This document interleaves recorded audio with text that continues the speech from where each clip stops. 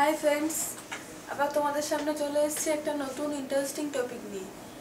আচ্ছা, আমরা তো অনেকেই এখন সবার বাড়িতেই ফ্রিজ আছে, কিন্তু ফ্রিজ থাকা সত্ত্বেও অনেকের এই অভিযোগটা থেকেই যায় যে ফ্রিজ আছে, ফ্রিজে জিনিস রাখছি, তবুও কিন্তু জিনিস ঠিকঠাক থাকছে না বা অনেকদিন ফ্রিজে কিন্তু খাবার সতেজ থাকে না।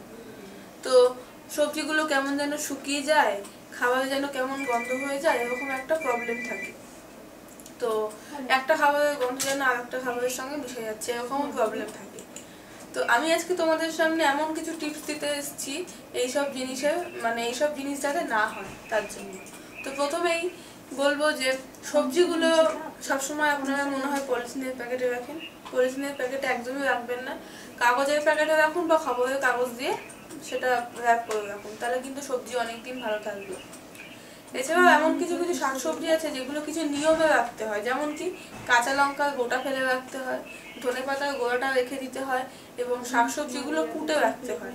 আর শাকসবজির পুষ্টিগুণ যদি অক্ষুণ্ণ রাখতে চায় তাহলে একটু ভাপিয়ে সেটা রেখে দিতে হয়, তাহলে দেখবেন এগুলো অনেকদিন ভালো থাকছে। আর কিছু খাবার, এগুলো তো বললাম, আর কিছু খাবার যেরকম গুঁড়ো দুধ, চানাচুর, বিস্কিট, এগুলো আপনি কি জানেন যে ফ্রিজেতেও ভালো থাকে? তবে হ্যাঁ, এগুলো অবশ্যই এয়ারটাইট কন্টেনারেতে রেখে দিতে হবে। আর ফ্রিজে যাই রাখুন না কেন, সবসময় এয়ারটাইট বাক্সের মধ্যেই কিন্তু রাখবেন। আর ফ্রিজে সর্বদা একটুকু লেবু রাখবেন। এই লেবু রাখলে কিন্তু যে অন্যান্য স্মেলগুলো, খাবারের স্মেলগুলো, সেগুলো কিন্তু অনেকটাই রিমুভ হয়। আর ফ্রিজটা মাঝে মাঝে বেকিং সোডার সঙ্গে একটু জলগুলো একটু নেগড়া দিয়ে ফ্রিজটা মুছে নেবেন, তাহলে দেখবেন ফ্রিজটাও পরিষ্কার থাকছে এবং কোনো গন্ধও হচ্ছে না। আর তাছাড়া যে কোনো খাবার, বিশেষ করে সবজিগুলো কিন্তু ফ্রিজের গায়ে দিয়ে রাখবেন না। ফ্রিজের গায়ে হেলিয়ে রাখলেই কিন্তু সেগুলো পচে যাওয়ার সম্ভাবনাটা থাকে। আর ফ্রিজে মাংস রাখুন না, কোনো প্রবলেম নেই, কিন্তু মাংসটাকে ভালো করে ধুয়ে রাখতে হবে। ভালো করে যদি আপনি ধুয়ে রাখেন তাহলে কিন্তু তার স্বাদ এবং তার গুণ দুটোই কিন্তু বজায় থাকবে।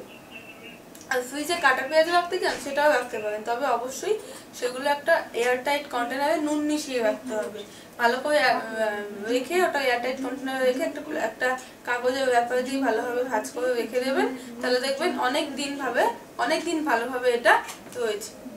আর ফ্রিজে যখন ডিম রাখবেন, ডিমটা যে মোটা অংশটা, সেই মোটা অংশটা নিচে রাখবেন এবং সরু অংশটা উপরে রাখবেন। আর অবশ্যই ডিমের ট্রেতে বা ডিমের একটা বাটির মধ্যে ডিম রাখবেন, তাহলে ডিম অনেকদিন ভালো থাকবে। তো এই হচ্ছে কিছু টিপস যেগুলো আপনারা প্রত্যেক দিনই আর কি ভাবেন যে কেন এটা হচ্ছে না। তো তার জন্যই আমি আজকে আপনাদেরকে এগুলো বললাম, টিপসগুলো দিলাম। অবশ্যই এগুলো আপনাদের কাজে লাগবে এবং অবশ্যই ট্রাই করে দেখবেন। কেমন ফল পেলেন অবশ্যই আমাকে জানাবেন।